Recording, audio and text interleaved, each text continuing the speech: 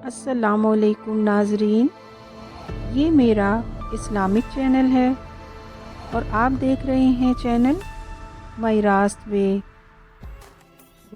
رمضان کا مہینہ تمہارے اوپر سایہ فگن ہو رہا ہے جو خیر و برکت سے مالا مال ہے۔ پھر اس کی رحمتوں، برکتوں اور فضیلتوں کا ذکر کرتے ہیں۔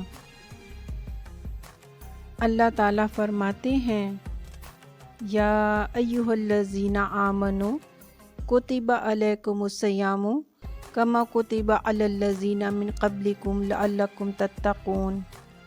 اے ایمان والو، تم پر روزے فرض کیے گئے ہیں جس طرح تم سے پہلے لوگوں پر فرض تھے تاکہ تم متقی بن جاؤ۔ رسول اللہ صلی اللہ علیہ وآلہ وسلم نے فرمایا، روزہ جہنم سے ڈھال ہے جس طرح لڑائی میں بچانے والی ڈھال ہوتی ہے، اور فرمایا، جو شخص اللہ عز و جل کے راستے میں ایک دن روزہ رکھتا ہے اللہ اس کا چہرہ جہنم سے 70 سال دور کر دے گا، اور فرمایا، افطار کے وقت روزے دار کی دعا رد نہیں کی جاتی۔ جنت میں ایک دروازہ ہے جسے ریان کہا جاتا ہے، قیامت کے دن اس سے روزے دار داخل ہوں گے، ان کے علاوہ اس میں سے کوئی اندر نہیں جا سکے گا۔ پکارا جائے گا، روزے دار کہاں ہیں؟ وہ کھڑے ہو جائیں گے، ان کے سوا کوئی اور اس دروازے سے داخل نہیں ہوگا۔ جب کہ یہ داخل ہو جائیں گے تو دروازہ بند کر دیا جائے گا، پھر بعد میں کوئی بھی اس میں داخل نہیں ہو سکے گا۔ رمضان کی پہلی رات شیاطین اور سرکش جنات باندھ دیے جاتے ہیں اور جہنم کے دروازے بند کر دیے جاتے ہیں، ان میں سے کوئی دروازہ نہیں کھلتا، اور بہشت کے دروازے کھول دیے جاتے ہیں اور ان میں سے کوئی دروازہ بند نہیں ہوتا، اور اعلان کرنے والا اعلان کرتا ہے، اے اچھائی کے متلاشی آگے بڑھ، اور اے شر کے متلاشی رک جا۔ بہت سے لوگوں کو اللہ جہنم سے آزاد کرتا ہے اور یہ ہر رات ہوتا ہے۔ رمضان المبارک کی بڑی فضیلت ہے اور اسے دوسرے مہینوں پر بہت ساری باتوں میں برتری حاصل ہے، جیسا کہ احادیث مبارکہ سے ثابت ہے۔ رسول اللہ صلی اللہ علیہ وآلہ وسلم نے فرمایا، 5 نمازیں، ایک جمعہ اور دوسرے جمعے تک، اور ایک رمضان دوسرے رمضان تک اگر بڑے گناہوں سے اجتناب کیا جائے تو یہ تینوں درمیانی عرصے کے گناہوں کو ختم کر دیتے ہیں۔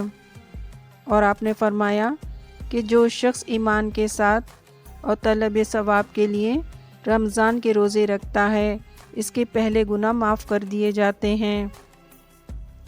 رسول اللہ صلی اللہ علیہ وآلہ وسلم نے فرمایا، رمضان میں خیرات افضل خیرات ہے، اور فرمایا، جو شخص کسی روزے دار کو افطار کراتا ہے تو وہ روزے دار کا ثواب کم کیے بغیر اس کے برابر ثواب کا مستحق ہوگا۔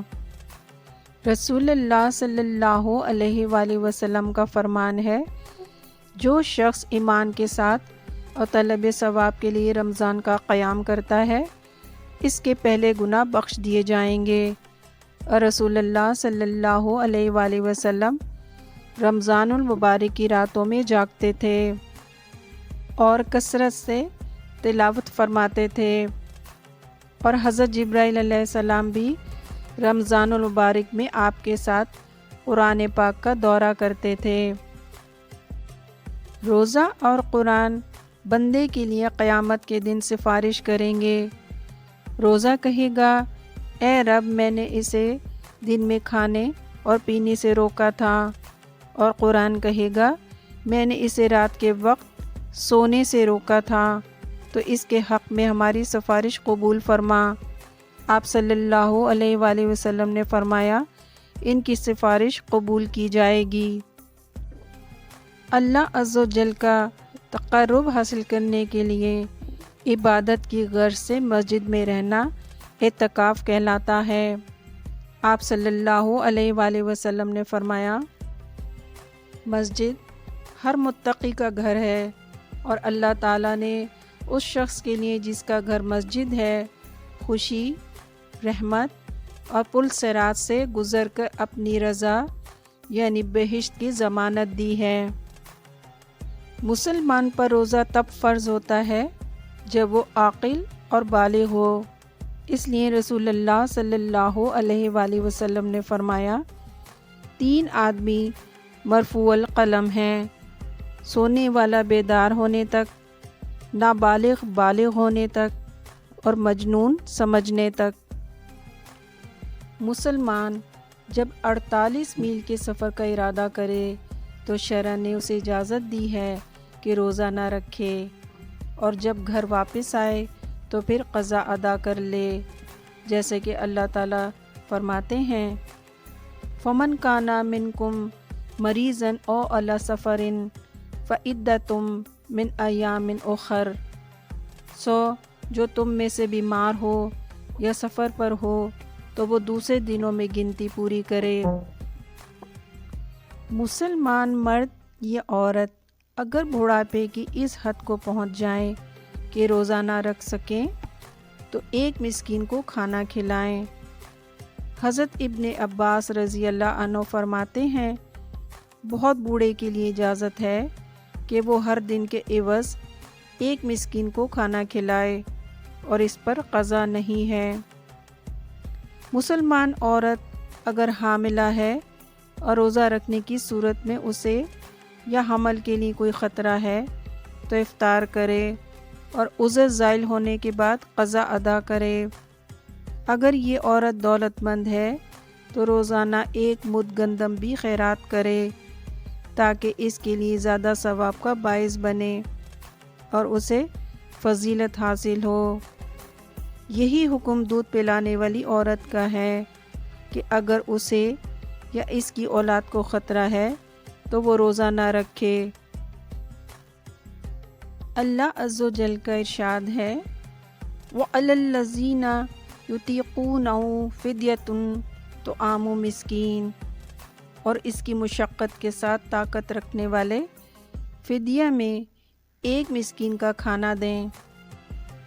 رسول اللہ صلی اللہ علیہ وآلہ وسلم تازہ کھجوروں کے ساتھ نماز سے پہلے افطار کرتے تھے۔ اگر تازہ نہ ہوتی تو خشک کھجوروں کے ساتھ، اگر یہ بھی نہ ہوتی تو پانی کے چند گھونٹ بھر لیتے۔ سحری کھانا لازم ہے، یعنی رات کے آخری حصے میں روزے کی نیت سے کھانا اور پینا، اس لیے کہ رسول اللہ صلی اللہ علیہ وآلہ وسلم نے فرمایا، ہمارے اور اہل کتاب کے روزے میں سحری کھانے ہی کا فرق ہے، اور فرمایا، سحری کھاؤ اس لیے کہ سحری میں برکت ہے۔ سحری رات کے آخری اوقات تک مؤخر کرنا بہتر ہے، کیونکہ رسول اللہ صلی اللہ علیہ وآلہ وسلم نے فرمایا، میری امت اس وقت تک بھلائی میں رہے گی جب تک وہ افطار میں جلدی اور سحری مؤخر کرے گی۔ رسول اللہ صلی اللہ علیہ وآلہ وسلم نے فرمایا، جو روزے دار بھول کر کھا یا پی لے وہ اپنا روزہ پورا کرے، اسے اللہ تعالیٰ نے کھلایا اور پلایا ہے، اور فرمایا، رمضان المبارک میں جو شخص بھول کر افطار کر لے اس پر قضا نہیں ہے اور نہ ہی کفارہ ہے۔ اگر کسی شخص نے رمضان المبارک کے دن میں جمع کر لیا یا کھانا کھا لیا یا کوئی چیز پی لی تو ایک بار کے اس جرم کی پاداش میں 3 کاموں میں سے ایک کا کرنا اس پر لازم ہے۔ مومن غلام آزاد کرے، یا 2 ماہ کے لگاتار روزے رکھے، یا 60 مسکینوں کو کھانا کھلائے، گندم یا جو یا کھجور کا 1 مد ہر مسکین کو دے، یعنی جس چیز کی وہ استطاعت رکھتا ہو۔ روزے کے کفارے کے بارے میں حدیث مبارکہ سے واضح ہوتا ہے کہ اگر مخالفت بار بار ہو رہی ہے تو کفارہ بھی متعدد بار ادا کرنا پڑے گا۔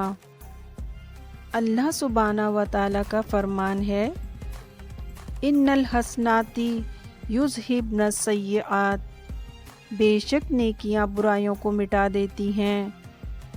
رسول اللہ صلی اللہ علیہ وآلہ وسلم نے فرمایا تو جہاں بھی ہے اللہ سے ڈر، اور برائی ہو جائے تو نیکی کر، وہ اسے ختم کر دے گی، اور لوگوں سے اچھے اخلاق کا برتاؤ کر۔